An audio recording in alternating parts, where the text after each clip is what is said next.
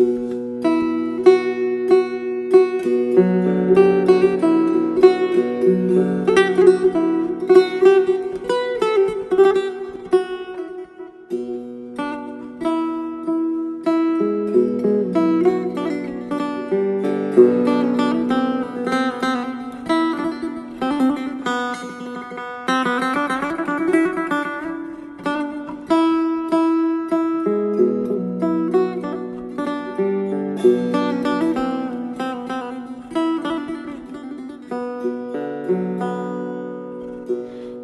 نامت از دل و جان در همه جا به هر زبان جاری،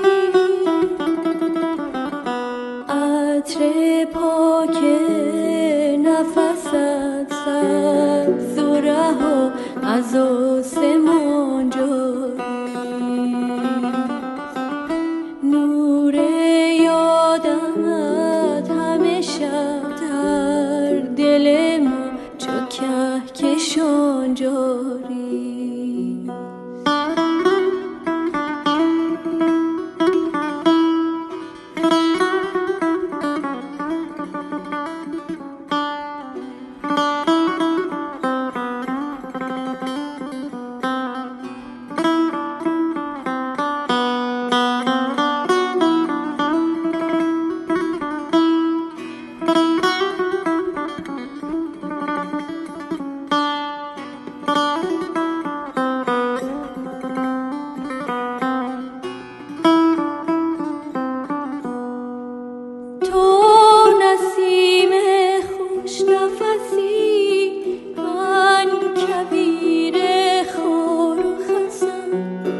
گر به فریادم نرسی من چو مرغی در قفسم، تو با منی اما من از خودم دورم، چو قطره از دریا من از تو محجورم.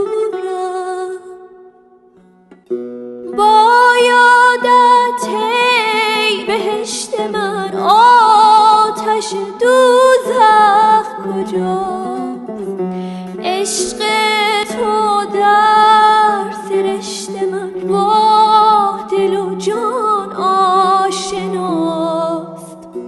با یادت ای بهشت من آتش دوزخ کجاست، عشق تو در سرشت من با دل و جان آشناست.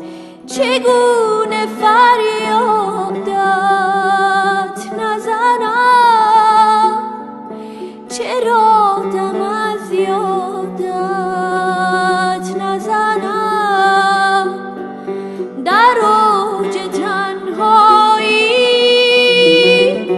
مگر زمین ویرانه شود،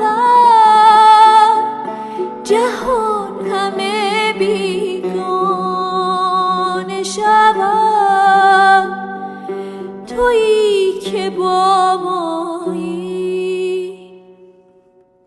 ای نامت از دل و جان در همه جا به هر زبان جاری،